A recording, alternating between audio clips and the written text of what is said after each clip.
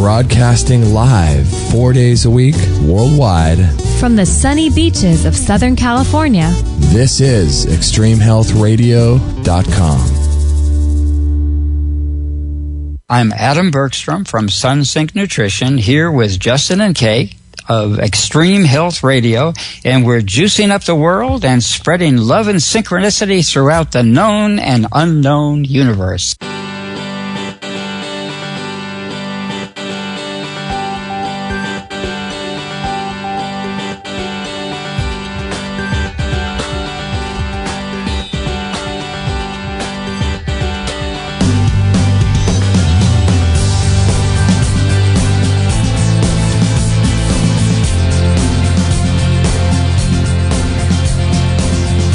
Well, this is a pre-recorded episode, Kate. We don't even have to turn our sound down on the chat. I was just going to say, oh, shoot, I forgot to turn my sound down, hold the show. But then I realized it's not going to matter today, we're doing a pre-recorded show, aren't we? We are. All because I have an appointment tomorrow. You've got an appointment. Who's your appointment with? Dr. Kim Kelly. Kim Kelly. Down in Encinitas, California. I was referred to him by Steve Hines in Texas. Yeah, that would be cool. Naturopathic doctor, and he can order me some blood work or any kind of thing I need, and you can also get IV therapy down there, apparently. So tomorrow morning, when you guys are listening to this, we will be down talking with Dr. Kelly. Dr. Kelly. Dr. Kelly, that'll be fun. It's cool. I'm looking really forward to it. Encinitas, we're going to go get our water. In Carlsbad? That's right. We'll get some alkaline water for the whole family here. Yep. the dog family. And our little dog. We'll get Maggie's so lucky. Drink some alkaline water. What Isn't dog she gets lucky? to drink alkaline? She has a BARF diet, the biologically appropriate raw food diet that we feed her. You can check that out if you like on our store. But it's a raw food and spring water, freeze-dried raw treats. Oh my goodness. Oh my goodness. Speaking of the BARF diet, she actually barfed in the car tonight. I know. We just got back for those. Almost in my Ugg boot. Oh, no. She missed my boot by, she put her head down and she was sitting on my lap in the car and she barely missed my boot. That would not have been good. That would have been a sad day for me. What'd she barf up? Well, I was really careful not to give her anything very close to taking her in the car because she always throws up, right? Yeah, something about dachshunds, huh? Oh, they're finicky. Anybody who has a dachshund would agree. Yeah. Well, Maggie met a new boyfriend today, too. We could talk about that. But I gave her one biscuit. I'm not going to say the word TREAT because she's sitting right by me and her ears will raise up. Yeah, she will know what that means. I gave her one of those after a walk, and then apparently only an hour and a half went by, and it was still in her little system, and she gets so car sick.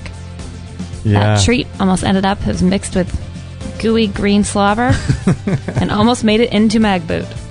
Then she also barfed up a piece of a sweet potato too. She did. She found a sweet potato on the floor. Yeah. I was making sweet potato baked fries today, and I let her have one. Then the other one fell, and I said, and she just turned and ran away, and I picked that one up. But yeah. Did she eat a cooked one or raw one? It was a cooked one. Cooked one? Didn't do very well, did it? It was sitting there like a big chunk of... Yeah. That's not good. I mean, we're not supposed to be cheating on the barf diet anyway, and we never give her people food, but... Yeah, she got that thing, and it's sure that's actually a testimony to the diet they're supposed to be eating. She never has chunks of things come up. Obviously, a sweet potato isn't ideal for her if it's not mashed or cooked or. Yeah. Just wasn't going to assimilate into her little doggy digestive tract. Doggy digestion. Yeah, she met a boy today. I know. Our Maggie met a boy. I know. Wow. Another long-haired red dachshund. You got to tell the good people what that dog's name was. His name? Red Baron. How great is that? It's not a name, it's a title. It's a title. Red Baron. Red Baron? Who names their dog Red Baron? That's hilarious. So cute. Isn't that funny? Oh, and he sounded and looked just like Maggie, but a heftier version, didn't he? A little beefier. A little beefier. Yeah, a little beefier. Oh, cute. I should introduce the show. We've been chit-chatting here. Talk about barf and Red Baron. This is episode 247. We appreciate all of you guys being on. It's actually not a live show, which is...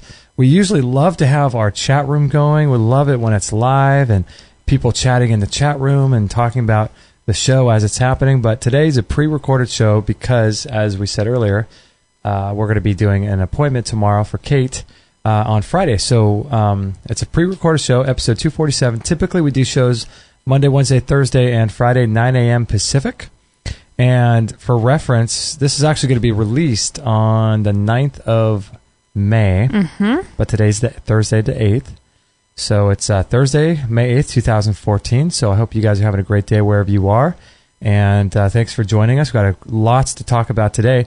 And like I said, we just got back taking Maggie in the car. That's why she barfed. But it was only a 5-minute drive, right? If that. And She's a wuss.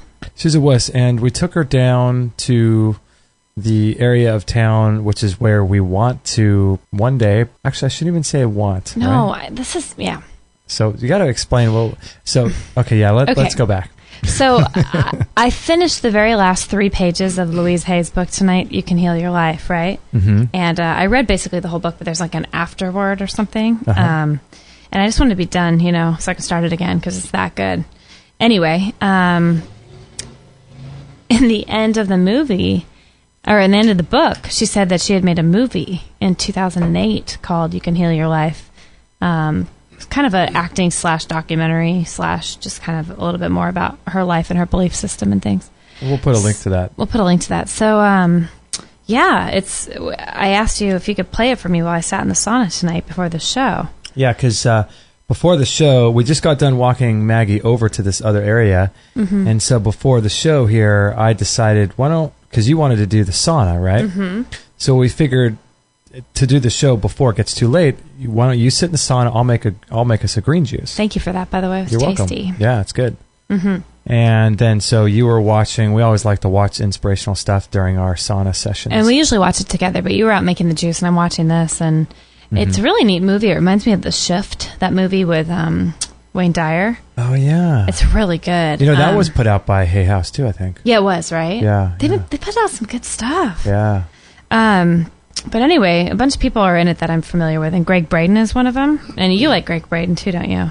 Yeah, I like him a lot. He's cool. And he was saying, in regards to like attracting things into your life and the law of attraction and things, that when people say things such as, I want the perfect relationship, or I want that whatever. Something. He said the word want, even putting that out there, is this law of the universe that you're always going to have just that. You will always just keep wanting because that's what you're asking for.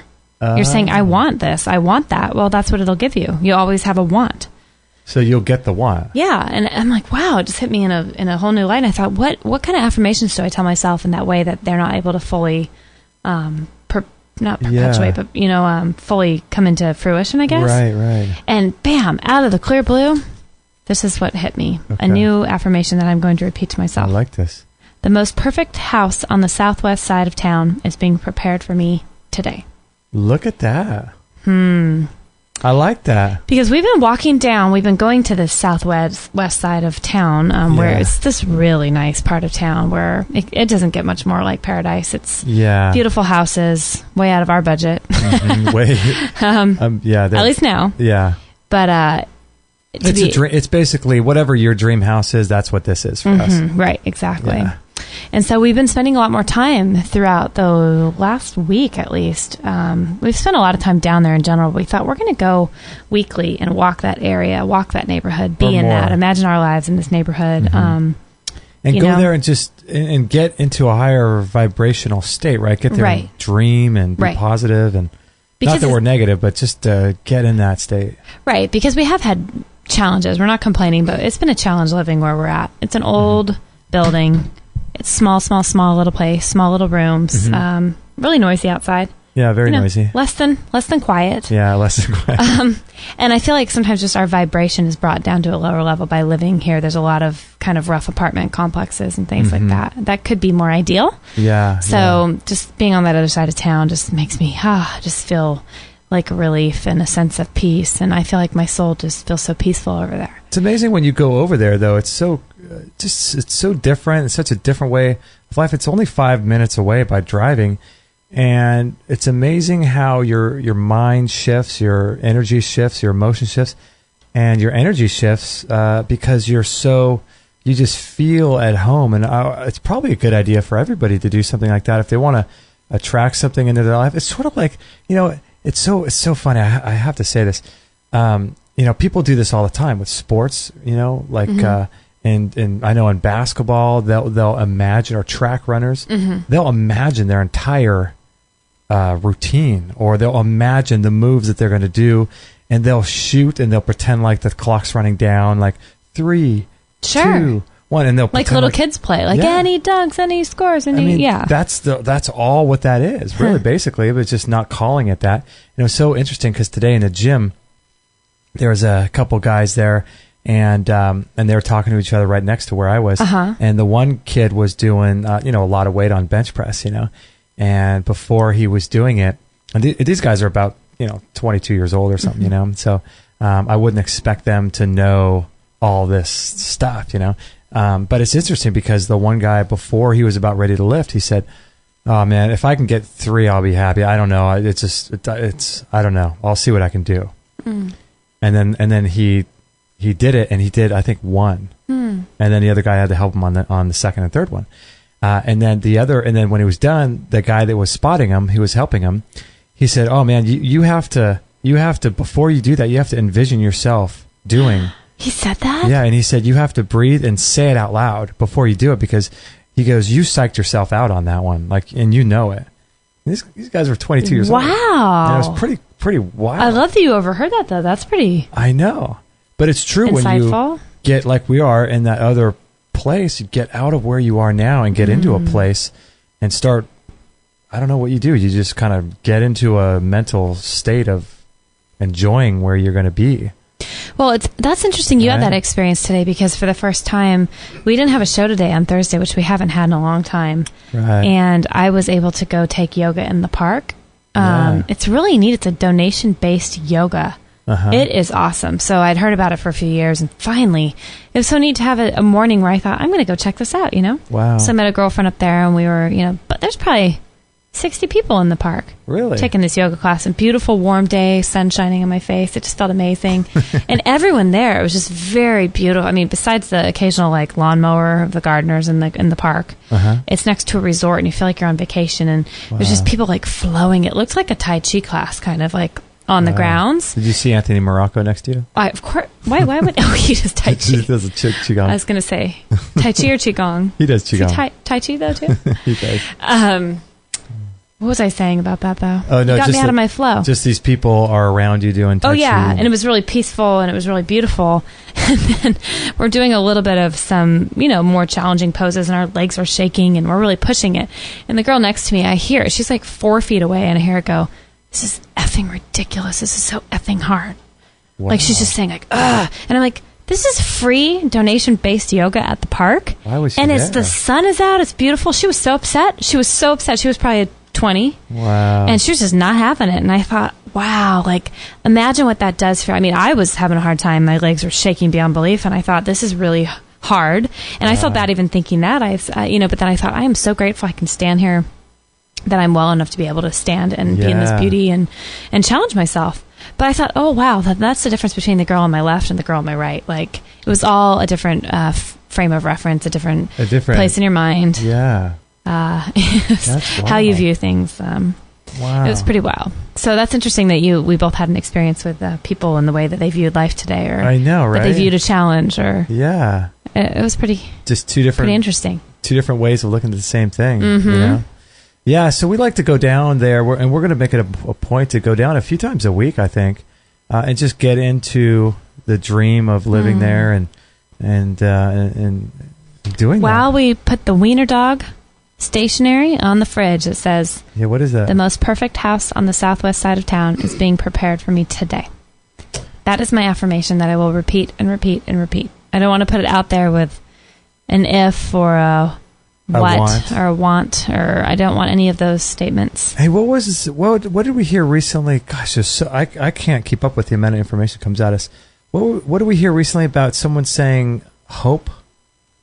I don't know if I was with you on that one. Yeah, it was something that we were watching while we were doing the sauna, and it was something about not saying the word hope. Oh, it was the guy yesterday, that Moss? Richard Moss? Richard Moss? Is that his name, Richard Moss? Yeah, we'll put a link to him. I hope that's his name. I'm sure he's got a website. He was on Gaiam, wasn't he? Uh-huh. And what did he say? Something about not hoping. Because remember he was talking about not not talking over people. I remember and that. And languaging and stuff like that. And then he talked about not hoping for situations or circumstances to change. Oh, remember yeah. that? He said like hope is an unacceptable word.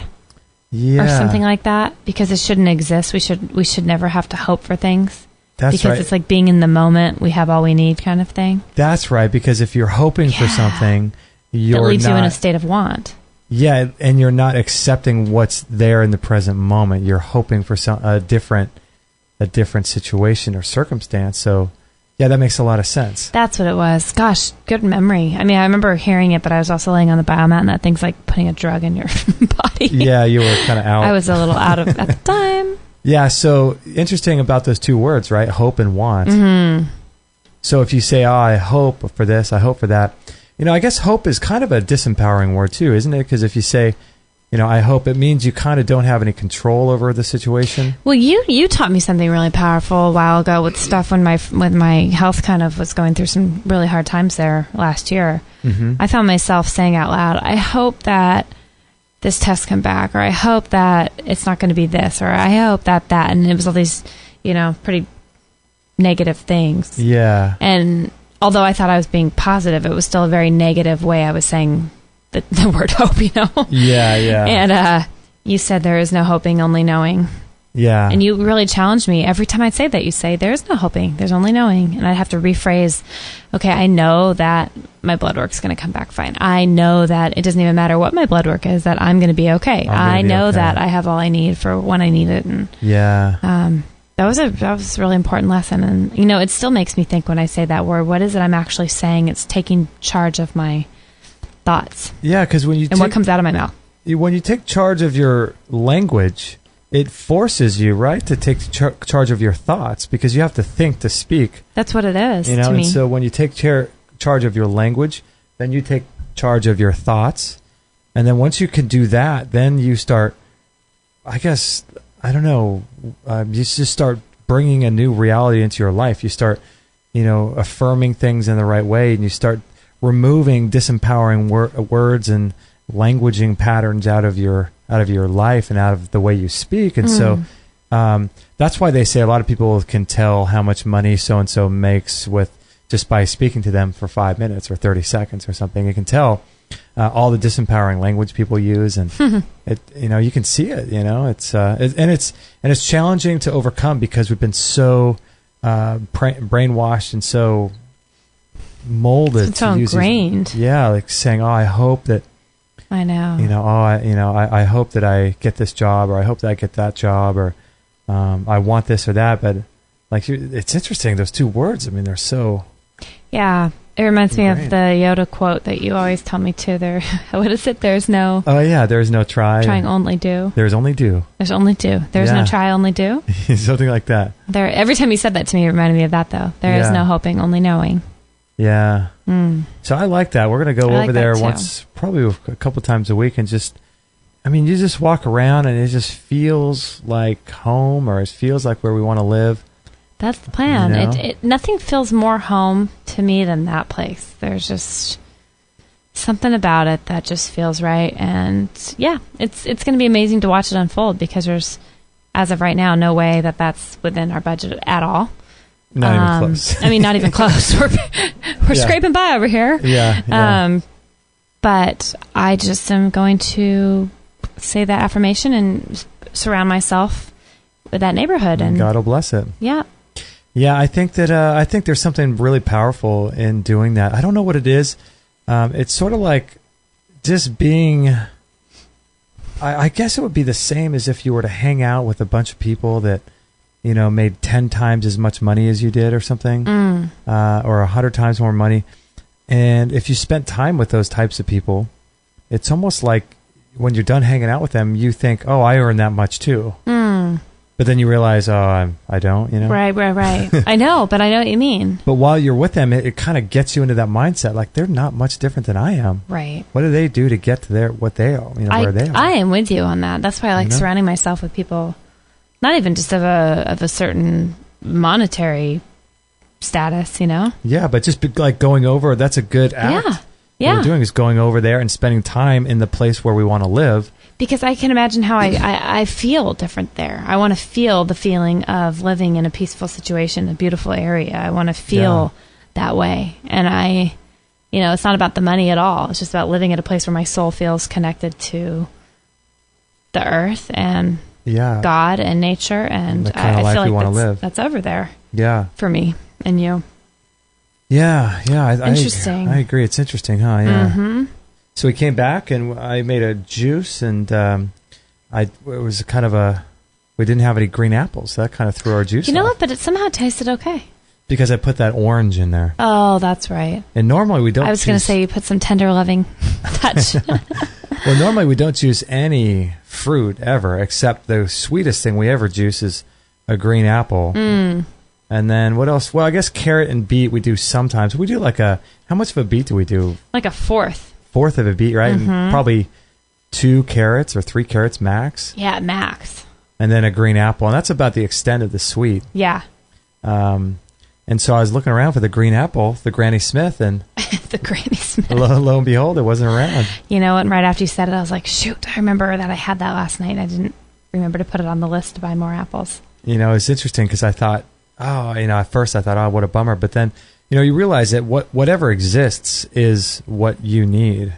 And so that was just, we didn't need an apple, we needed an orange. Interesting. I like that. So that's when I was. Oh, go ahead. No, it's like that Indian thing where they say, when you go move somewhere within, I think, a 5-mile radius, you have every herb and every tree, everything necessary for your life. I've never heard that before. All the nutrients, yeah. Really? Mm-hmm. Huh. Yeah. What was it what were we watching, or we heard about that guy? Where was that DVD set that we saw that you could buy? Oh, it's through Marcus Products, I think. Oh, yeah. About a guy who's like a forger that tells you can find everything within a mile of your house or something. Yeah, free food and medicine. Isn't that cool? Yeah, that's the same concept. It's an old ancient Indian, American Indian kind of concept is that you would have, wherever they would migrate to a new area within, I forget, a certain amount of time, within like a year. Everything necessary, they would notice that everything they would need for their nutrition and for their life and to sustain themselves would be within, I forget what it was, somewhat like a mile away in any direction from your house. So the environment almost kind of molds to what you need. So I just kind of thought about that when the fruit wasn't there. I was like, okay, well, we don't need that today. Well, that's funny because that reminded me of when I was watching that Louise Hay movie just a little bit ago. They were interviewing some people, I don't know if they were off the street or whatever, but about their affirmations that they tell themselves. Uh-huh. And a couple of them both brought up that one that we've all probably heard that, I'm going to blow it, but it's something like, everything I need is given to me at the time I need it, kind of thing. Or it's like, basically it's not going to be exposed to you until you absolutely need it, but it'll be there when you do. Okay. And I thought, gosh, that's so interesting about I feel like there's been so many times in my life like that where I felt like I've needed things for so long, but it must have not been the exact time until it actually happened for some reason. Like, I feel like I needed to detox and get healthy and have these things on my hand go away, these growth for so long. Yeah. But it wasn't until Dr. Stuart Nunley that we went to last month in Texas, 6 weeks ago, that was actually the time that I needed it. Apparently, that was the time. And why not 5 years before when they started growing? I don't know. I know, right? Yeah. Why then? Why did that happen? Yeah, for some reason. That was the time. It happened at the perfect time. And everything happens to all of us in the perfect time. Yeah. You want to know what people are saying about it? Yeah. You posted it to Facebook, right? I did, yeah. You guys should check this out. It's pretty wild. We posted a picture of... 2 months ago, 3 months ago, I took the first picture of the inflammation on my left thumb that had been growing out of control. It had been there for about 5 years, but it recently got super inflamed in the last probably year. And I've had those things treated and frozen off, and yet they come back. Nothing. And then and they weren't considered warts. That was weird. No one knew what they were. Yeah, I think that was really powerful what you said about that, because I just called them warts for lack of a better. It wasn't even that I wanted to say that. It was just that was the word that just comes to mind first. And I like what you're saying about that. How I don't want to own it. You don't even want to say that that's what they are. Yeah, because they're not. Yeah. And I don't want to say my anything, but yeah, because if you say, because first of all, wart is a label, right? And then you say my, and then you like as if you own that wart. And really, when in reality, that growth just happens to be on the body that you're inhabiting for a little while. Right. So, and it happens to be inflamed for a little while for this life, you know? So here's what some people are saying. Yeah, so it shows the before and now what the current state of it is. Which is also so weird because you haven't really done... We're talking on the way back from walking Maggie today, what else it could have been. There's not many other things that it could have been, is there? Well, I mean... You were doing the sauna before, so... I was doing the sauna before for a year, doing, cut stuff out of my diet. It's not like any diet had changed. And even you were doing coffee enemas before... Excuse me. Before that, and then at that point you had stopped. So it couldn't have been... Like, you had... When you were doing the coffee enemas, you had those. So it was... Right. Everything I've been doing until now didn't lead to this moment. It was the weirdest thing. It had to have been the root canal. The weirdest part about the story, though, is the healing, I think, started before I actually had the root canal tooth out by like a day.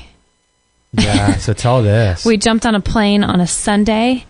My pancreas area had been hurting for probably close to a year and a half and really bad the last 6 months. Wasn't even sure how I was going to be able to sit on a plane that long without having like stabbing pains in that area, and had some issues going on with that. Right. The day we wake up to go to Texas, to Austin, to see Dr. Nunley. Like 4 o'clock Sunday morning or something? Yeah, 4 o'clock in the morning. I wake up. I'm After 4 hours of sleep? Right. Yeah, packing and being, that weird kind of sleep-deprived travel tire. Yeah. Knowing you had a long day ahead of you. Yeah. Yeah, and I thought, wow, this is the weirdest thing. My pancreas area doesn't hurt today. Okay, well, it's probably just a coincidence. Okay, whatever. Yeah. So I pack up, we say bye to Maggie, we lock up the house, we leave. On the way to the airport, I'm like, gosh, I really feel good. I haven't felt like this in a long time. I'm sure it's a fluke because I haven't felt like this can't be right, like something's wrong. Now it's weird? Wrong. That's wrong to feel right, Yeah, it's such disempowering thoughts, though, isn't it? Oh, it is? Just how we're... Then I get on the airplane, feel pretty darn good. I get off the airplane, I'm feeling pretty darn good. I have not felt for more than 10 minutes at a time, very few times since then, any problem at all in that area. And it's almost like it knew that my root canal tooth was going to be extracted and that there was healing on the way.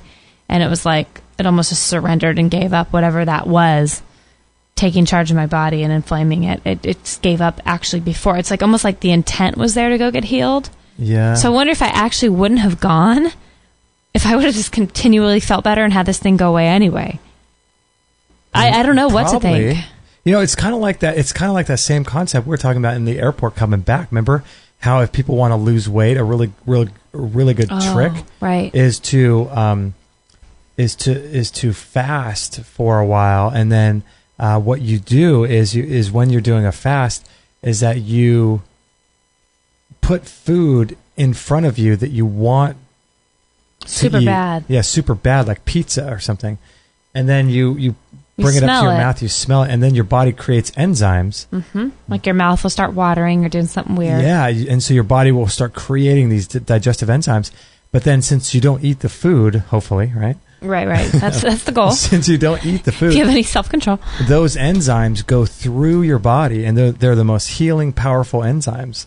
And they'll help you to heal the body, digest food, and go and eat like Pac-Man, eat up dead cells, and heal the body. So maybe it's something like that.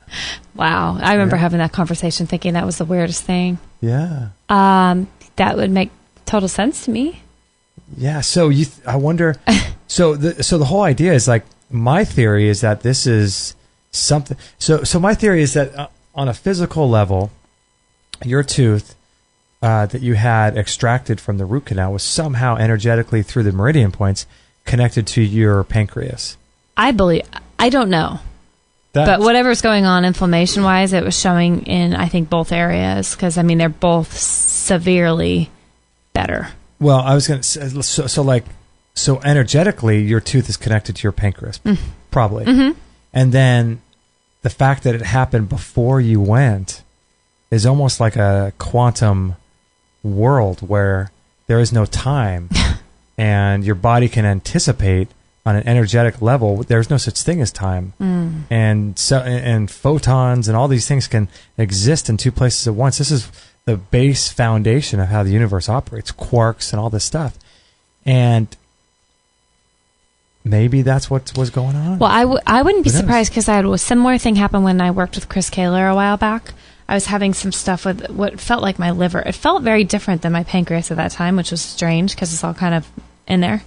But I just knew it was my liver, and he had said he had sensed some stuff going on in my liver. And I was having a couple sessions with him, and I was standing in the kitchen. I was making something, and I knew about in 10 minutes that I would be seeing him. And something like switched. I remember that. Do you remember that? All of a sudden, it was just lifted. It was like it had been acting up so hard. Like, I was in the kitchen about dying, couldn't wait for my phone call with Chris, and then I kept thinking about the phone call and how I had to get ready to go and talk to Chris, and bam, gone. It was lifted from me before I'd even had the conversation with him.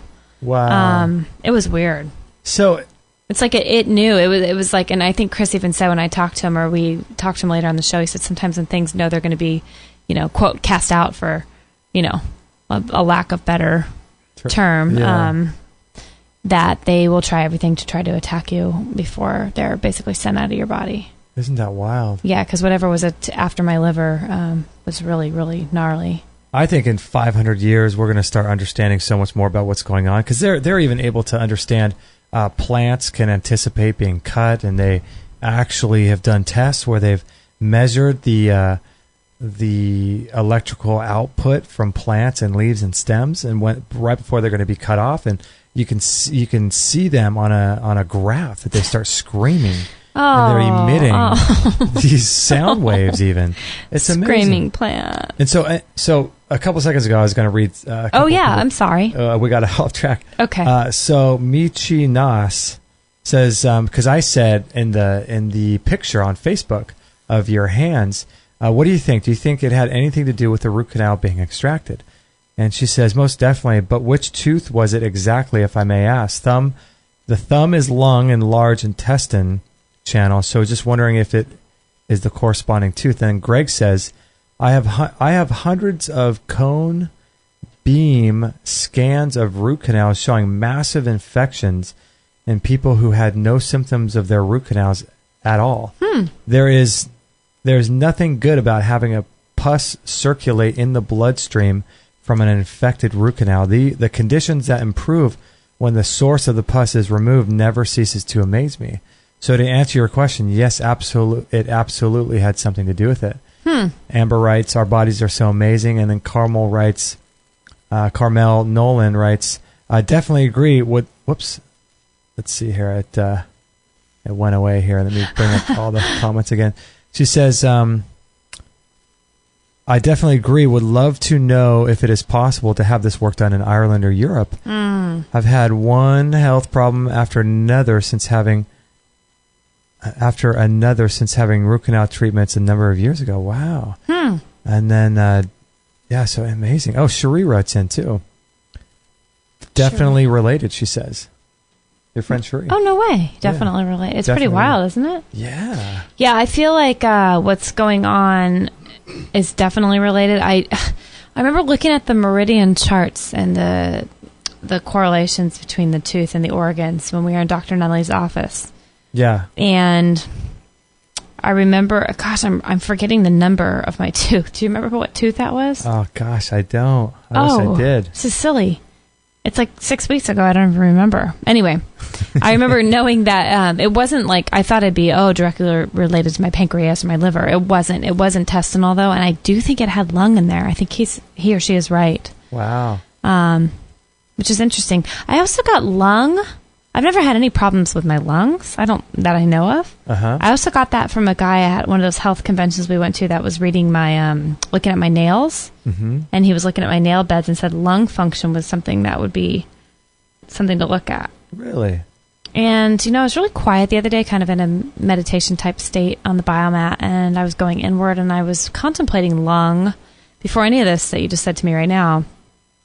Yeah. And I thought, interesting if there, if there's anything with my lung, I think it's just all the toxins and chemicals from breathing, the chlorine and stuff from the salon. But it really makes me think about that one time in our old apartment when I was cleaning the shower. Oh my god! And I was in there for like 20 minutes scrubbing to get rid of some of the mold. This is before you knew anything. Before I knew anything. I wasn't wearing a mask, nothing. And I remember I came out of the apartment. I thought something was on fire. And I was like, oh my gosh, we need to get out of here. Do you remember that? And you're like, I don't smell anything. I'm like, something's on fire. I opened the front door, and that was the worst because the minute the fresh air hit my lungs, oh my gosh, I thought I was going to die. Oh, really? I thought the power plant that we lived by had actually like exploded. I mean, I know it didn't explode, but you know what I mean? I love that. It felt like this caustic, radical, like, I couldn't even explain it. Anyway, we went to the ER because I couldn't even breathe, and it was this product called Jomax from Lowe's or Home Depot. I will never, ever. Oh, yeah. Yeah, but after that, I thought, isn't that interesting? That was the one time I can recall that I really felt like I did damage to my lungs. Wow. So that's not cool. That's wild. But it didn't explode. That's true. The power plant. That's true. That is, yeah. So we had Amber writes into the forum about the episode we just did with Adam Bergstrom. Ooh, what'd she say? It was really cool. She said, wow, I didn't even know where to start with all the things I want to look into more after the show. I think I could listen to hours of Mr. Adam. He's so awesome. I really like that he had some things to say about lucid dreaming. I think that dreaming is the most fascinating thing. I think so, too. I think so, too. Amber, I think dreaming is the most weird thing. So is the whole idea of sleep. I'm not sure if I said this on the show. Did I say this? But I've always thought this is the strangest thought with sleep. If Adam and Eve were human beings... I never know what's going to come out of your brain. I love it. Or your mouth. By the way, Adam was talking about the Garden of Eden. might have been San Diego. Yeah, he's read some information about how it could have been in San Diego, California. I hope it was at SeaWorld. But I always wonder if the story of the Bible and Adam and Eve is exactly as it says. So they were regular people. I've even heard a lot of people say that they were more creations of light. They were light beings. Huh. But anyway, let's say they're just people.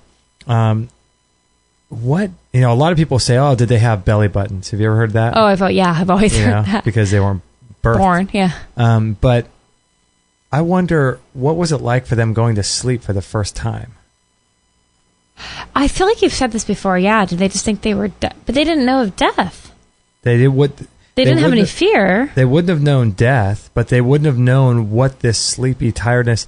In fact, if you just kind of take it literally, the Garden of Eden and all that, I guess that would have been before they fell and ate of the tree, so there wouldn't have been any punishment and sin, and so they would have been perfected beings.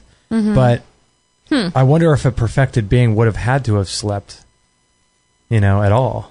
That's interesting. So maybe that was whoever the first people were that actually slept, though. I can imagine.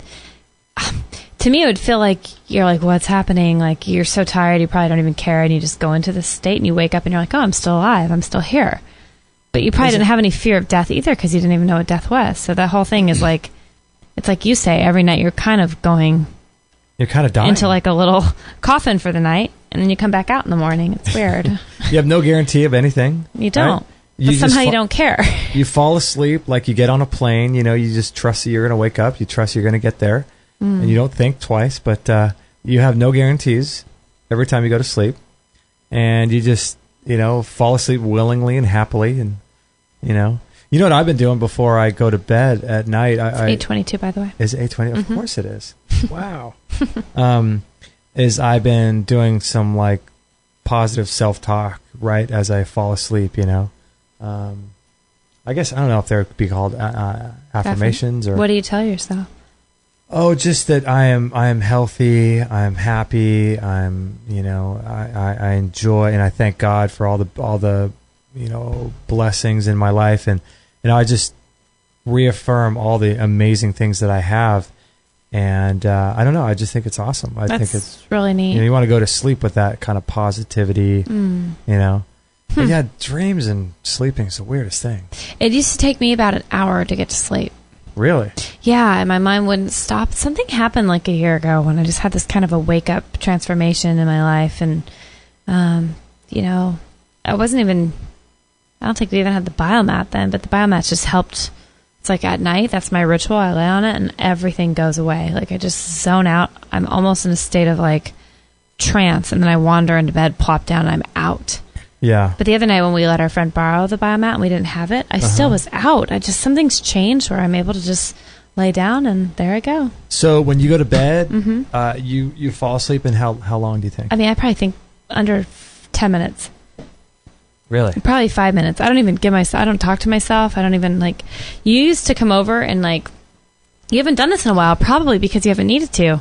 You would lean down and kiss me goodnight because you always tuck me in because you stay up working. And you would make a noise and kind of click the side of my brain off and you'd say, turn it off. Yeah. Time to stop. It would be like I was turning a switch right on the side of your eyeball. Right on the temple of my head. Yeah. Yeah, and you'd say, power down.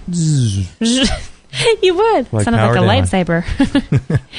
But you haven't had to do that lately. No, you're just gone, huh? You probably sense, though, that I'm just I'm just in a better place. I'm in a better state. Yeah, you're a different person than you were even a year ago. I really am. On every level. It's crazy to see. It's awesome. I feel like it. I really feel it. Yeah, I'm the same way, too, with as far as I go to sleep. I think that really for me, not having exposure to light for me has been a big deal. You know, I wear the glasses, the low blue light glasses, as well as the flux thing on the computer. Did you almost say the flux capacitor? Did you? No, I don't think so. Maybe. I thought I sensed it. No? 1.21 gigawatts. The flux capacitor. Oh, you're funny. But yeah, I go to sleep really fast now. I'm glad because I used to have a hard time going to sleep. Yeah, I know, right? Hey, this is really cool. One of our friends on Facebook. Are we going to take a break? Whenever. I want to read this real quick. The starfish story. Have you ever heard this? No. I've heard it before, and I just came across it. So cool. An old man was walking on the beach one morning after a storm. In the distance, he could see someone moving like a dancer. As he came closer, he saw that it was a young woman picking up starfish and gently throwing them back into the ocean. "Young lady, why are you throwing starfish into the ocean?" "The sun is up and the tide is going out, and if I do not throw them back, they will die," she said. "But young lady, do you not realize that there are many miles of beach and thousands of starfish who cannot possibly make a difference?" The young woman listened politely, then bent down, picked up another starfish, and threw it back into the sea. "It made a difference to that one," she said. Nice. I like that. Adapted from the original by Lauren Isley. Where did you find that? Just from one of your friends? Mm-hmm. One of our friends, Wendy, shared it on Facebook. That's cool. I've read that before, and I thought, isn't that interesting, though? I know that has nothing to do with sleep. No, but it makes, little changes make a difference to people. They really do. And you think of, people think, that, I've got to change the world and I got to do these things, but really it comes down to changing us first. And then once we change us, we can change individual people. And all that really matters is changing things for them. Well, and you can take it a step into your health too. Like, do you think really, some people think, is changing my diet, is adding a green juice really going to matter? Is it going to make a difference? Yeah. Is cutting out gluten today going to make a difference? It will. It makes a difference to you. One thing makes a difference. Yeah, one thing definitely makes a difference. Everything you do is an investment in your bank account of health and your life and your worthiness to accept and to be worthy of those types of things. Yeah, I agree. I got a couple articles I'd like to share. Maybe we'll do that after the break, but I found a couple of really cool articles. One is about running.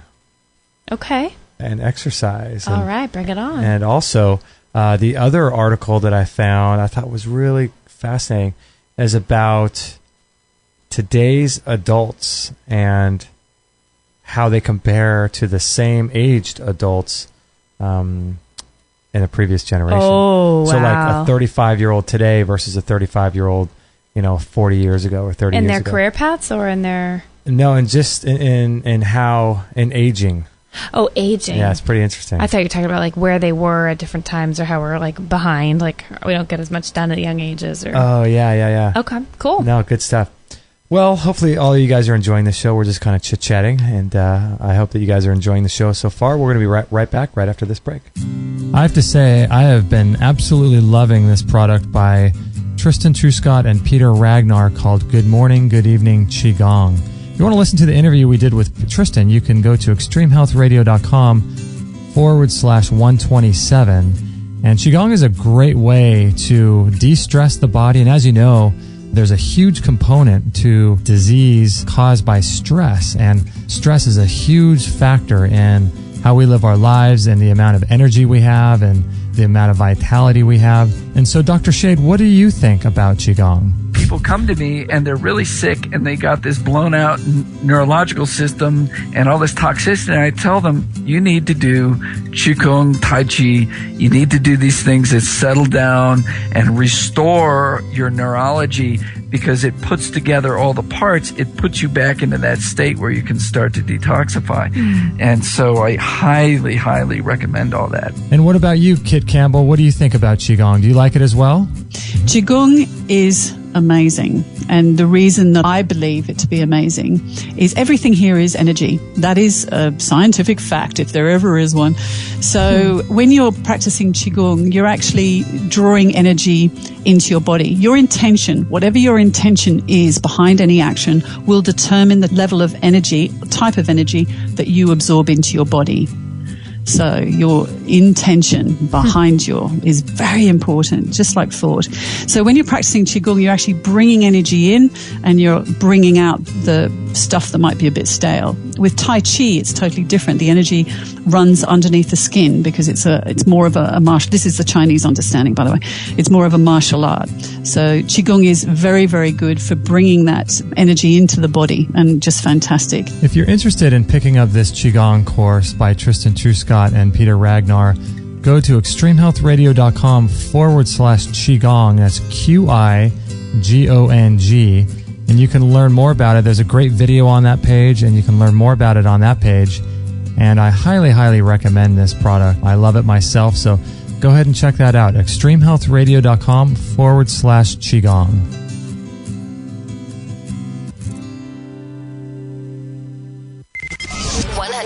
Listener supported. Extreme Health Radio. Opening minds and transforming lives worldwide. Join the show now on Skype at Extreme Health Radio or call 949-505-9585. Hello. That's 949-505-9585.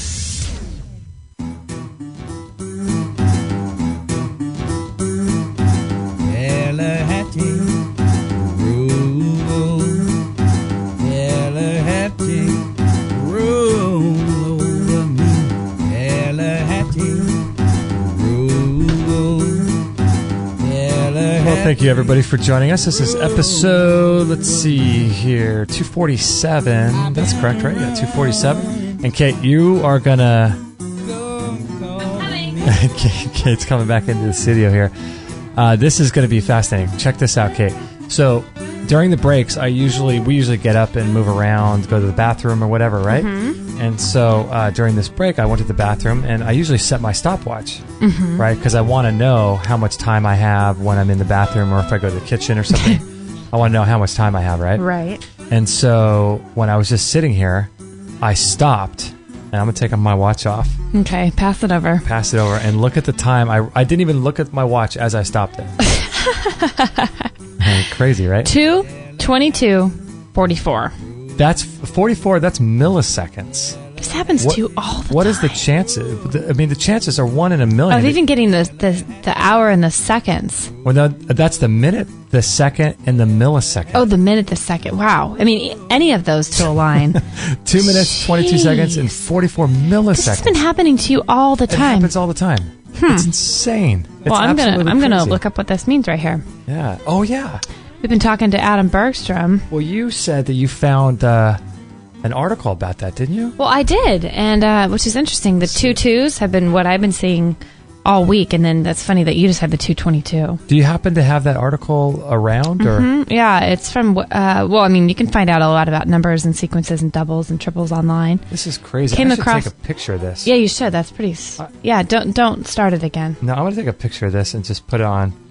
This is, man, I don't know what that is. We told Adam about this. He says it's a vertical alignment, right? It's like, most of us live these... What do you call Linear it? Lives. Linear lives, horizontal, two-dimensional lives. But this type of thing is like a vertical alignment with the universe or whatever. That's a weird way to think about it. Yeah, so you're bringing a third dimension, a vertical dimension into your life.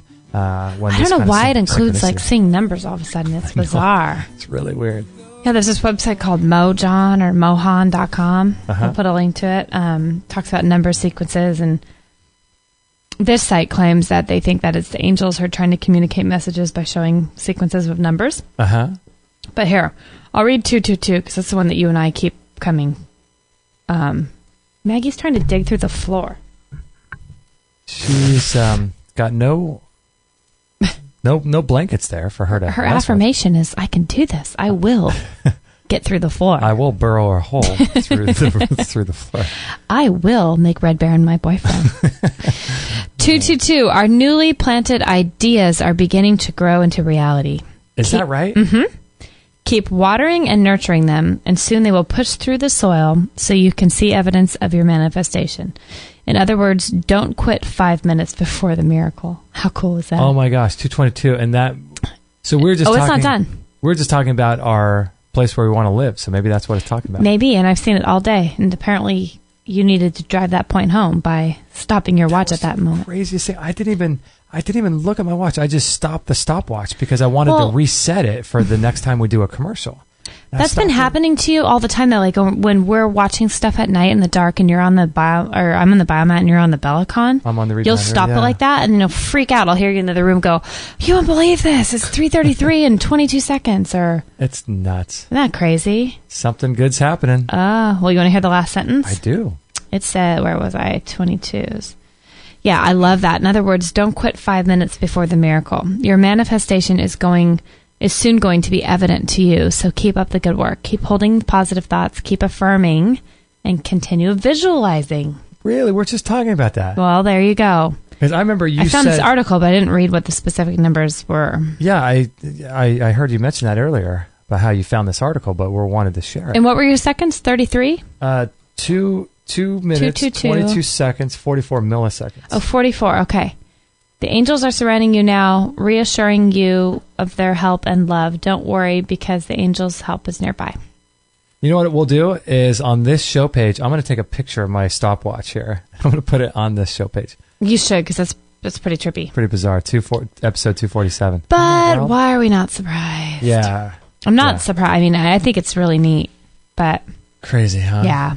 So I found this article I thought was really interesting. Let me share this thing with you, or just read a couple sentences of it. Mm-hmm. Studies link running too much to dying younger. Yikes. So this is on the Huffington Post. I don't think a lot of marathoners will want to be hearing this right now. No. Okay. Running is undoubtedly great for your health. Mm-hmm. I at the very beginning of that, I question. It depends on how much running. Yeah. But some research suggests that when it comes to pounding the pavement, too much of a good thing might actually have the opposite effect. A number of earlier studies have suggested that people who run more than 20 miles a week, or at an average of 7.5 miles an hour or faster, are more likely to have shorter lifespans than those who run slower over shorter distances. In other words, when increasing mileage and pace, the benefits of running seem to disappear. Cardiologist Martin Matsumura, so it's easy for me to say, told the Huffington Post over the phone this week, quote, "These studies suggest that running fast and far may be toxic to the heart in some way.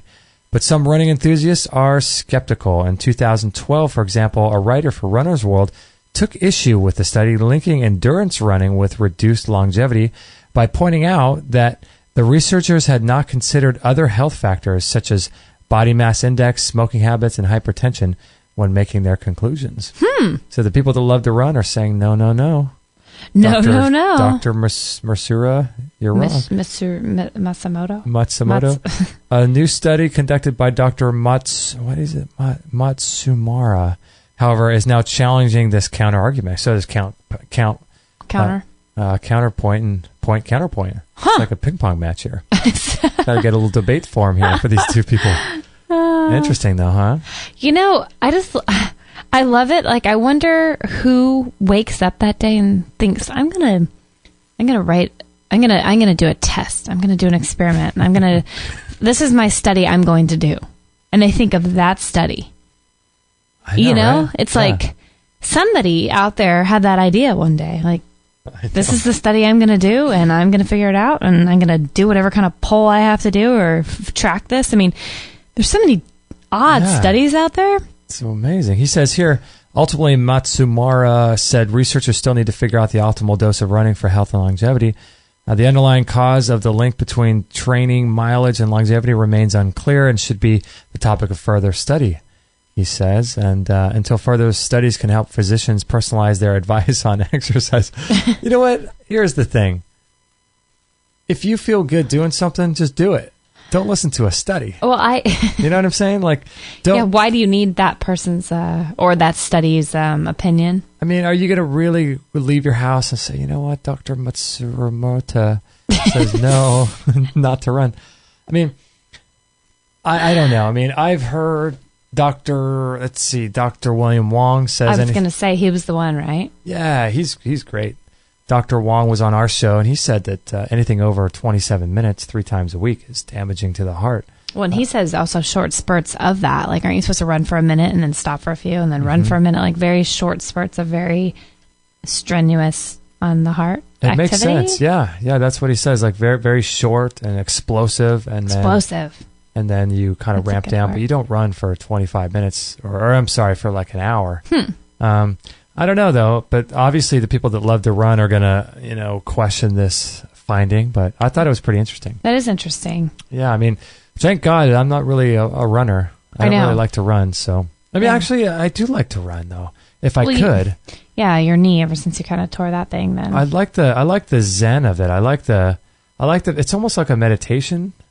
You get into the flow and. Yeah, you kind of get in tune with your body because you're fighting against your body because you want to stop, but then you're trying to work with it and you're trying to be in tune with how your body's feeling, and then you're not trying to look too far in advance, like, oh, I've got 3 more miles to go. You kind of just stay in the moment. Yeah. So it's very in the moment kind of a thing. I agree. Yeah. You have to be. I can see that's why, like, it was, again, we were listening to that, whatever that guy's name was, Richard Moss. Oh, yeah, from Ghana. Talking about, whether it's surfing or tennis or sports or anything that you're 100% in that moment focused on, that's all you're doing. Right. A surfer is just focused on that wave, on that paddle, on that. I mean, it's like nothing exists for a few seconds except that. And that is truly being like that power of now. That's being truly in the moment. And that's a good book. Gosh, we don't really have that is a good book. We don't have very many moments like that, it doesn't seem like. Yeah, that's why I liked running. I didn't really like the physical pounding, I really think that's unhealthy. And if what Dr. Wong was saying is true, it's, anything over 27 minutes, I think 3 times a week, actually causes internal microscopic scarring of the arteries. Dr. Wong might be right. Look at that. It's getting late. I like it. Thank you. That's great. Dr. Wong might be right. You like that? So here's this other article I found too. I thought it was pretty cool. Today's adults age 15 years faster than their parents. Ooh.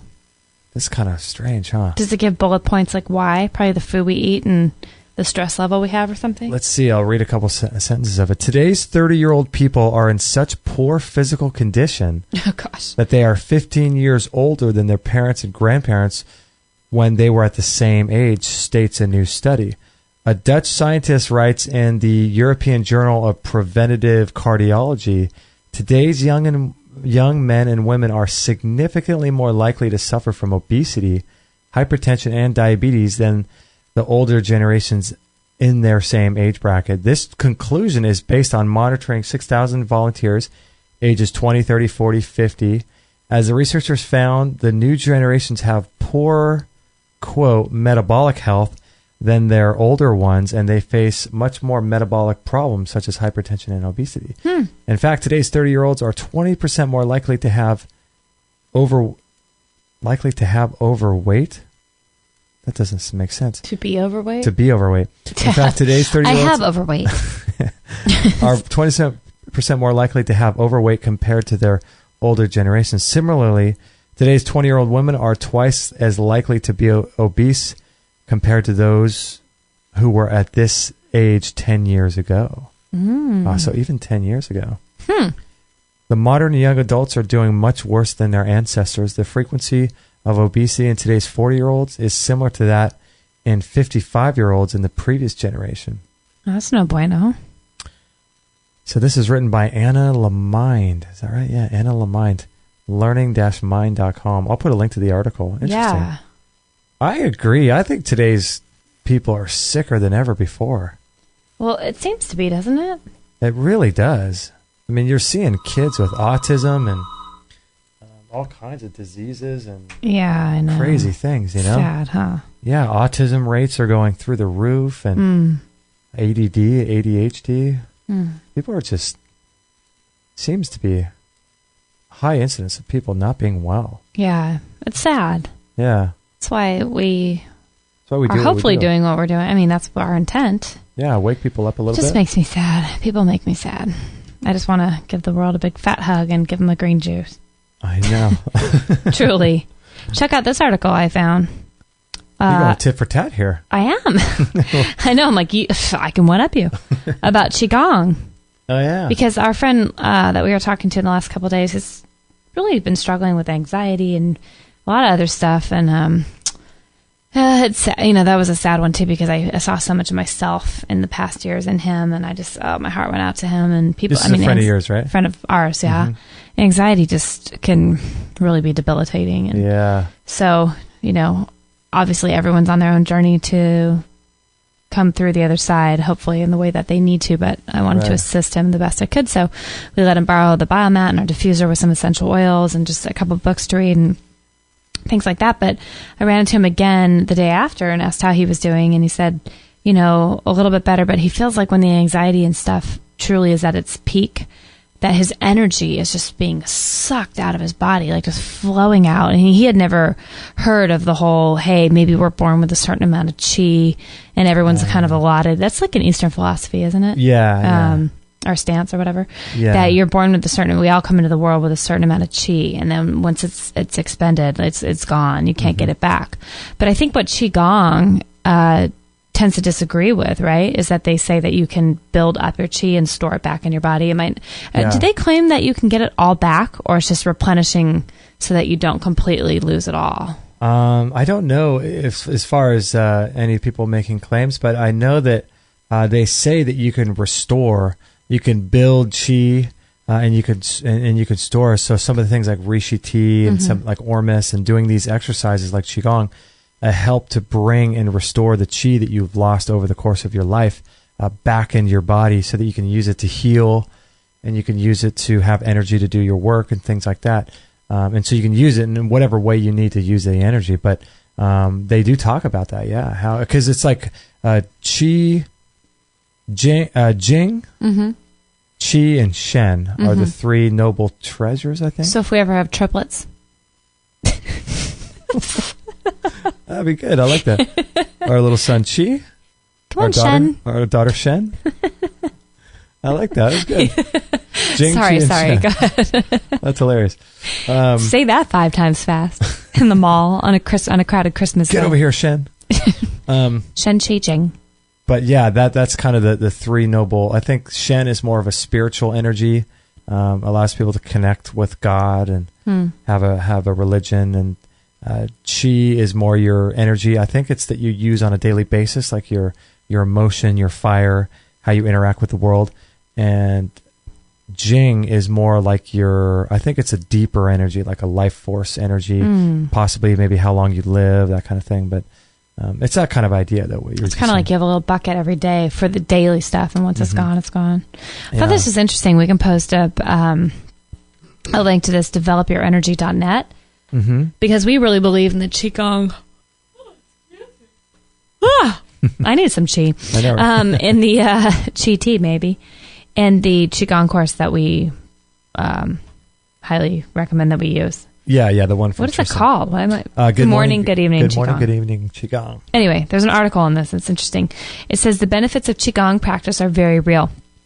As we explained earlier, with the electric wire influencing the compass needle, I don't know what that means because I haven't read it for a couple of days. Pure science states that wherever you have an electrical field, you also have a magnetic field and vice versa. Thus, magnetism is our second nutrient. Current scientific research documents the following specific physiological? Physio. That looks weird. Yeah, psychological is different. Physiological effects of biomagnetic therapy. They're as follows. This is interesting. It affects blood and oxygen circulating along with the nutrient-carrying potential of the blood. Wow. It is able to positively affect pH balance. Really? Acid-alkaline toward alkaline, which is often acidic and imbalanced in diseased tissues. This is from doing Qigong? Qigong. It positively speeds up the migration of calcium ions to facilitate the healing of nervous tissue and bone, usually in at least half the time. Because of this, it can also help remove the pathological buildup of calcium associated with arthritic joints. Isn't that wild? Yeah, right? Wow. It can powerfully influence the production of certain hormones from various endocrine glands. And it stimulates and fosters enzyme activity and other related physiological processes. Wow. If you consider that all functions of the body... I can't stop yawning. Adam Bergstrom says that yawning is one of the best things you to can regain ever do. your energy, right? Yeah, it's a transfer of the gases of the cell or something. Oh. I just got to... Yeah. Keep doing it. I got a whole bunch going on right now. Then. That's okay. If you consider that all functions of the body are essentially bioelectric and biomagnetic, you can understand how each body cell down to the DNA level has a positive and negative biomagnetic field, and that cell division itself is fundamentally a magnetic process that occurs throughout the various tissues and organs of the body. Wow. And then it says, now if magnetic field can produce such a beneficial effect on water by rearranging the hydrogen bonds and making the ionic minerals more energy conductive, doesn't it also make sense that our physical bodies and blood, which are 70 and 90% water, respectively, would benefit from exposure to the same magnetic fields? Wow. So interesting. That's really cool. Mm-hmm. Wow. Good stuff. Qigong is just, it's Qigong awesome. is pretty incredible. Yeah, good stuff. If you guys have any questions about that course, let me know. It's good morning, good evening, Qigong at extremehealthradio.com/Qigong, Qigong. By Tristan Truscott and Peter Ragnar. It's worth every penny of it. It's a really good course. Yeah, it allows you to do it for about 10 minutes in the morning, and 10 minutes in the evening, and that's about it. And it's a great... But that's all you need. I mean... That's all you need, yeah. And we have the course. We love it. It's really high-quality course, too. It is. It's done really well. Wow, it's so weird you found the article. It's so awesome. I'm amazing. So, Amazeballs. Amazeballs. So Gene writes in, says, "Hi, Justin." He's actually writing to in response to a cell phone. Mm-hmm. I wrote him. Actually, I wrote in the newsletter about having a cell phone. Okay. And he says, "Yes, I have a very low end $6 a month track phone." That is awesome. Have you heard about those? Yeah. Track phones. Mm-hmm. TRAC, and it's FONE. Mm-hmm. Track phone that I leave in the car. Almost never use it. By the way, have you ever checked out the Bioinitiative report for 2012? It shows how even extremely low microwave energy has a negative effect on life forms. He says, "Hey, I have a question for you. Which zapper do you use? I want to get one, and I was thinking about getting the Ultimate Zapper from one of your show guests." Yeah, that was Peter. Was it Peter? Ken Pressner. Good one. Yeah, Ken Pressner. Wow, good one. He was in Japan or something when we talked to him. Yeah, he was one of the farthest ones we've ever talked to, I think. He has the Ultimate Zapper. We'll put a link to his show if you're. That was. I mean, I want the Ultimate Zapper. Yeah, I'm not sure. We have. We love the one we have from. Who is this? Don and Carol Croft. Look at you. Is that them? Yeah. Don and Carol Croft. Let me type their name into See, Google. it's all in our brains, and I wasn't even on that show. You weren't even on this show. No, I think it's because I hear you always talking about it. Because we both have one of those. Is that their names? Yeah, it's. Yes. Yeah, we interviewed them a while back. It's worldwithoutparasites.com. That's the one we use. We like it a lot. But Ken Pressner's one. After we talked with him from the Ultimate Zapper, I was really impressed with what he said, and I'd like to try his out. There's also. Let me go on to. There's also another Zapper too that I'm currently looking at from David Wolf on Longevity Warehouse. Let's see. I just did longevity. I can't do two things at once. House. Well, apparently I don't know the difference between psychologically and physiologically. Oh my gosh! So Longevity Warehouse, David Wolf has a zapper too. Let's see, earthing. It might be under earthing, but his is $300. I think, pretty expensive. The one that we have, I think, is $120 or $115. But yeah, they have a zapper on Longevity Warehouse. Trying to find out where it is on their store. It's a real. I mean, David Wolf's a cutting edge guy. Let me take a look here. I'll find it actually on Longevity Warehouse. Let me just type in zapper into the thing. Hey, they don't even have the zapper anymore. Bummer. No? No, I put it into their site and no dice. Why do you think? Maybe they ran out, or maybe they out of stock or something. Huh. Anyway, that was one I was looking at for a while, but now that they don't have it, it was sort of a tie between his two, but I hadn't done really much research on his. But Ken Pressner sounds really cool. Because you were on that show, right? I remember Ken Pressner. Yeah, he was really cool. Yeah, he overcame a lot of health conditions. But he says, which one do you currently use? And if you're going to buy one and we're in the market for one, which one do you recommend? I don't see it in your store, or I'd get it from there. Well, thanks, Steve. He said he liked the Greg Caton interview, too. Oh, that's cool. That's awesome. Yeah, thanks, Steve. If I were going to get one, I would either get the one from Longevity Warehouse, which at the moment looks like they don't have. I'm not sure if they discontinued it or if they just ran out. But I would lean a little bit more towards Ken Pressner, probably. Give that a try.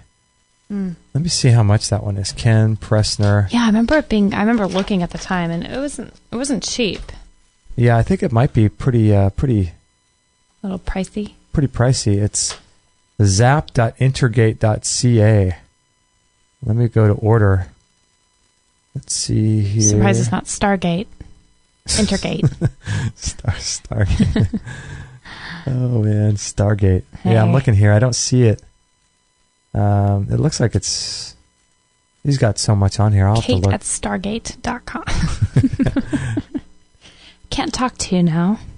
I'm hanging out in my Stargate. I got a Stargate in my bedroom. So Steven writes in. He says, "Hi Justin, I saw this at the big box grocery store. On the bright side, they have replaced their filtered water system with an RO system. Have you seen this, Kate? I'll show this to you. What's an RO system? A reverse osmosis. Oh, duh. With added fluoride. That's a picture of a water bottle. Mountain natural spring water. Keep smiling. It's a little kid with a shiny tooth. Shiny white added tooth. Fluoride. Drinking fluoridated water may reduce the risk of tooth decay." Wow. Isn't that amazing? And rot your innards from the inside out. I know, and kill you every step of the way. That's disturbing. Do you remember that bottle we saw at I forget where, some store, and it was for babies, and it said with added fluoride? Oh, yeah. Remember that? Yeah, it was a baby bottle. It's a baby bottle. It was water for babies or something. Some kind of like electrolyte or something. Yeah, but it says with added fluoride. I thought, oh my goodness, they're going to kill these kids. No wonder. I wonder why in that article it says we're aging 15 years. Well, right? You know? Well, I know why, too. We've been making these chia seed bowls every morning. We call the Bo Bowl. The Bo Bowl. Our friend Bo makes them, so hence the name Bo Bowl. Yeah. We were out of the coconut, and so I had to go get some kind. We always make our own coconut milk. Mm-hmm. We buy the coconuts. You open them, scoop them out. We blend them up with coconut water and make our own. Anyway, I was in a hurry, and we didn't have any last night, so I went to the health food store this morning. The health food store to try to find coconut milk, and let me tell you, what happened? Not an easy undertaking. Oh yeah, everything in there. It was very scary. Coconut water is one thing. It's even hard to find coconut water without natural flavors added to it. Yeah. They're not in cans, so they're at least in those paper jar things, whatever those are, bottles. But this was coconut milk was a joke. Yeah, isn't that wild? It had what is that thing? Carrageenan. That was in there. Natural flavors, some kind of Blue Lake something, and it just disgusted me. They had 50 different kinds of coconut milk, and nothing was just coconut. So I asked her, "Do you guys have any of the frozen coconut flesh, just the organic flesh, because usually we can buy those and make our own. Yeah. They didn't have that. So I marched myself 20 minutes up the road to try to go get some Did you really? legit. Yeah. I'm like, I'm not eating that stuff.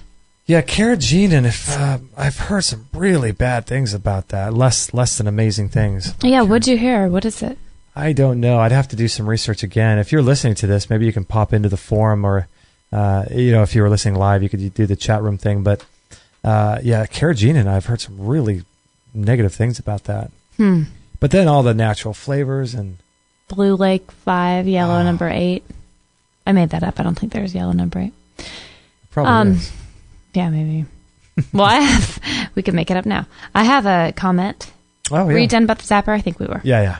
Dr. Jack Cruz episode, post on the on this episode. Yeah. I have a question for Dr. Jack, if you could pass it along. My question is, what do people have to work what do people who have to work what do people who have to work overnight shifts do to reset themselves and get the same results?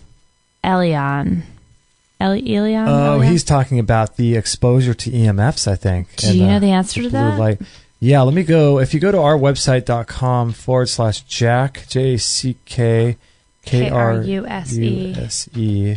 extremehealthradio.com/Jack Cruz. That was a little an offer they have specifically for our listeners. But they have the Epcot X protocol, reversing gut, grain brain, and leaky gut. And then he's also got these really awesome webinars that you can purchase. And this one is about deep cold deep thermogenesis. And you remember when he was talking about that on the show? Yeah.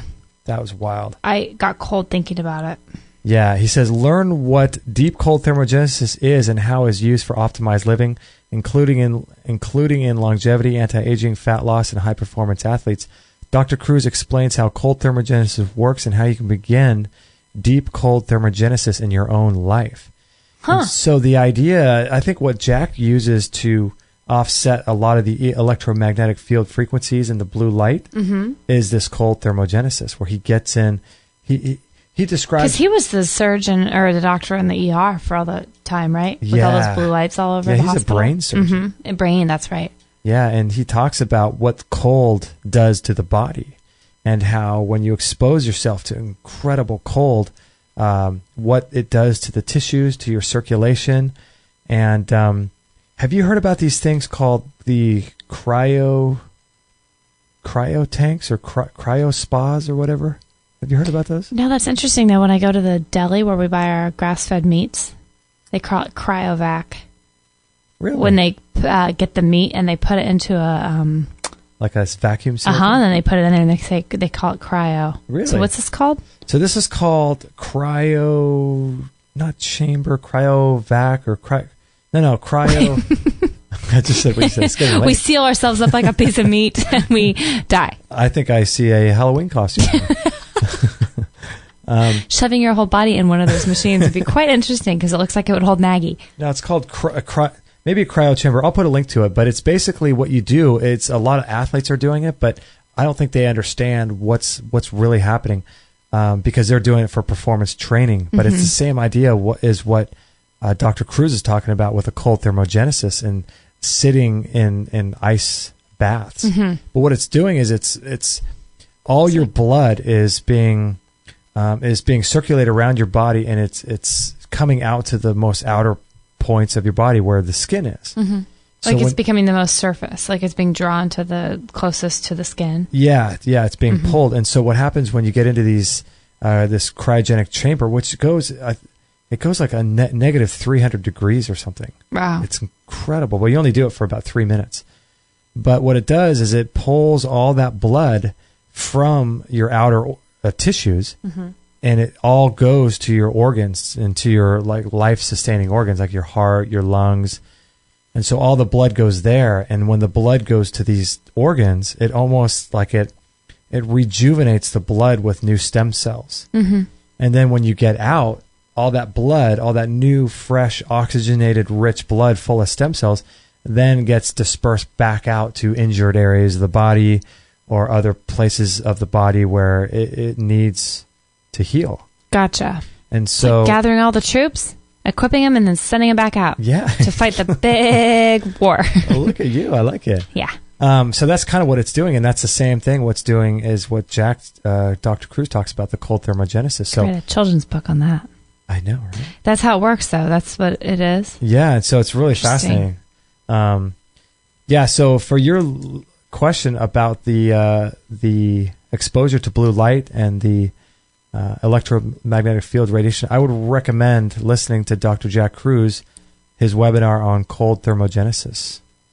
ExtremeHealthRadio.com/Jack Kruse. I think it takes a brave person, but I think it's probably got to help you so much. Yeah, I would love to do that. Ugh. You don't surprise me. You love anything extreme. Interesting. Pretty cool, huh? I have another one here.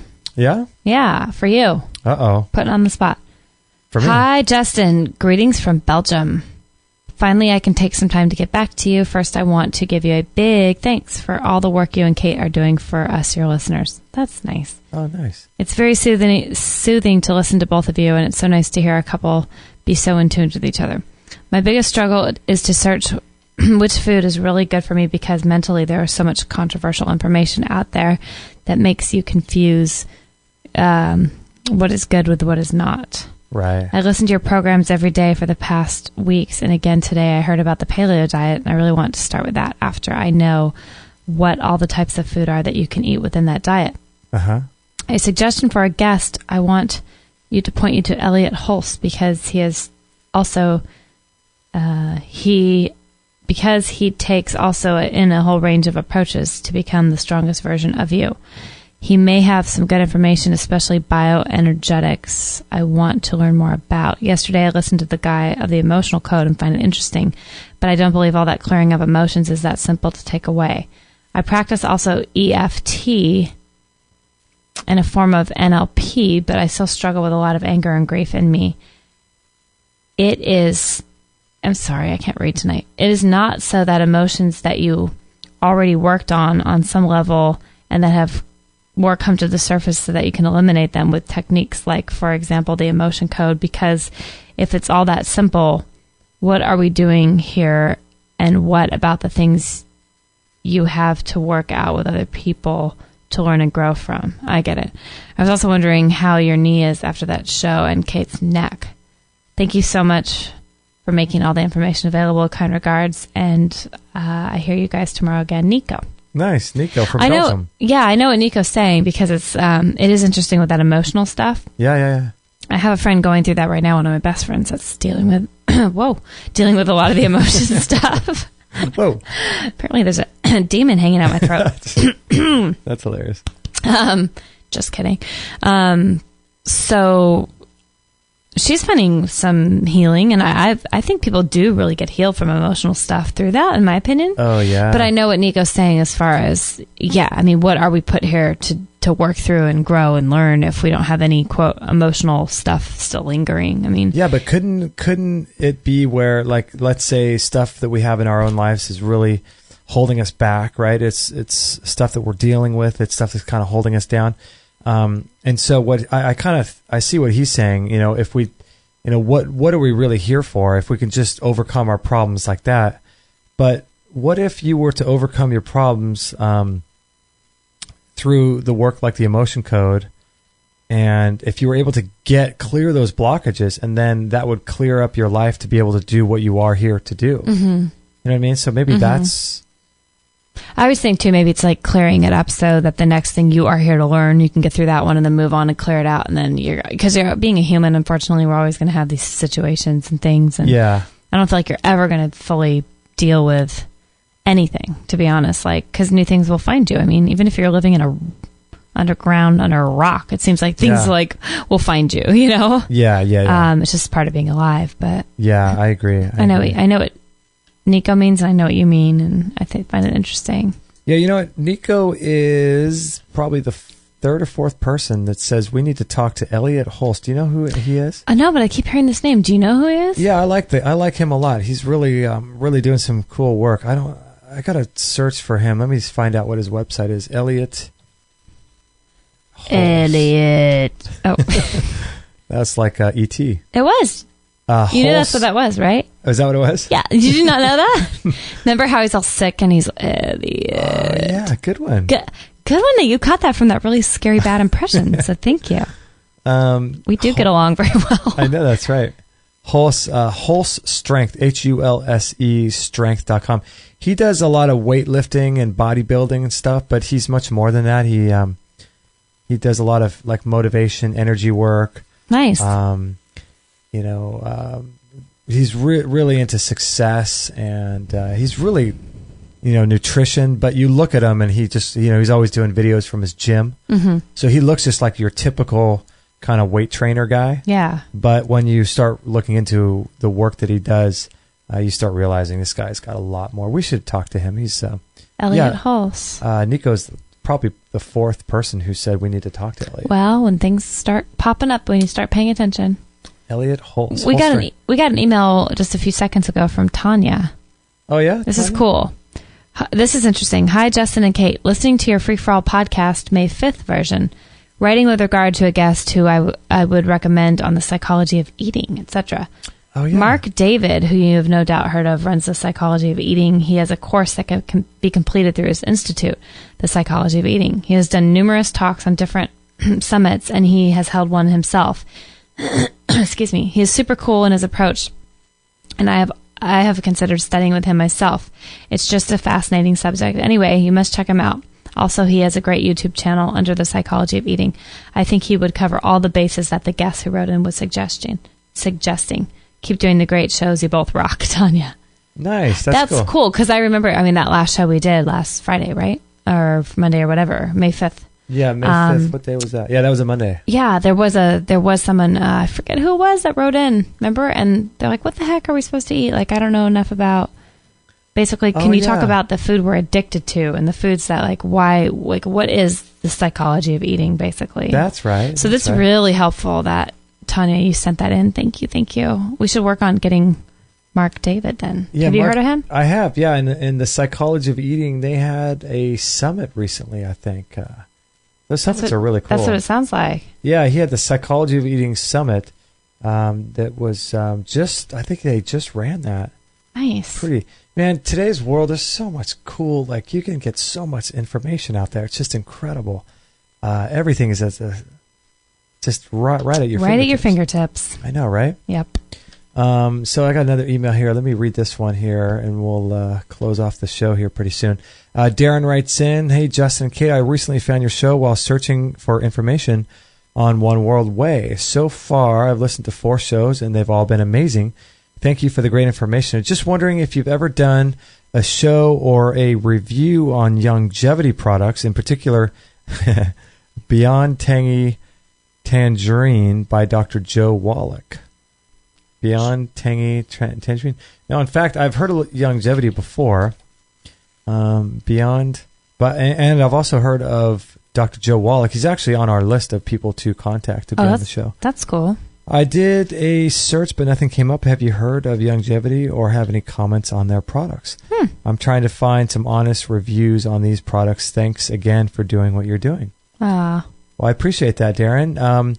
I wish I could help you out with this. I don't know much about Longevity's product, in particular the Beyond Tangy Tangerine, but let me look at it really quickly. It's hard to say because we have just about everything that we talk about in terms of a review, we've actually used it. Mm-hmm. But Beyond Tangerine makes 30 servings per container. It contains a base of majestic earth plant-derived minerals blended with vitamins, amino acids, and other beneficial nutrients. Building on a foundation of other famous Beyond Juice fruit and veggie formulas, we've added even more nutrients to make this a balanced and complete daily supplement. Beyond Tangy Tangerine is all natural, contains no starch, wheat, or yeast. As a natural living product. That's always good. Yeah. The color, taste, and consistency may vary from container to container. Contains no artificial sweeteners, preservatives, and is glycemic friendly. Yeah, Dr. Joe Wallach, he's a pretty interesting guy, and I would, it's hard because, I don't know this product. I've never tried it. I've never looked into it. I do know that a lot of people that we respect out there in the world of natural health and healing, referenced Dr. Wallach, and so I know that he's well referenced and well thought about in the community of natural health and natural healing. So his reputation is pretty high. And so going into it, I would be partial, you know, to what he's doing, but having no experiential, tangible use of the product, I couldn't say anything further than that. But not tangerine. Not tangible. Not tangible. Yeah, but we should talk to Dr. Wallach because he's doing a lot of good stuff. I've never heard of Dr. Wallach. How do you spell his last name? Dr. Joe Wallach. Let's see. W-A-L-I-C-H kind of thing? No, W-A-L-L-A-C-H.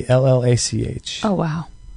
W-A-L-L-A-C-H. Got and it. It's Youngevity. It looks like it's Youngevity.net. Longevity. Huh. Interesting, huh? Thanks, Darren. That's cool.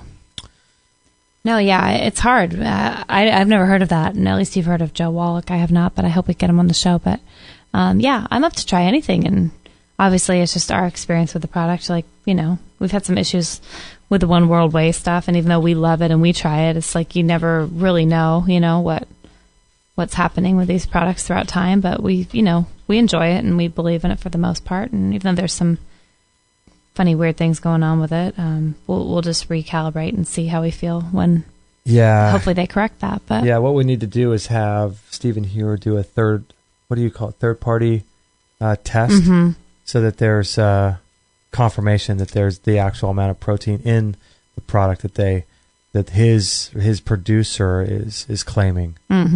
So once they do that, then we'll consider promoting them again. But I do like trying out everything before we talk about it. Yeah, the best to our ability that we, you know, who really knows, but we're just going off of our experience with it. And on our next Friday show, we need to talk about our parasite cleanse. Oh, for sure.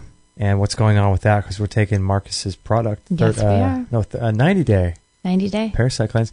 And also, this interesting video that I sent to you, I don't think you've had a chance to check it out yet, but from Daniel Vitalis. Oh, I saw it.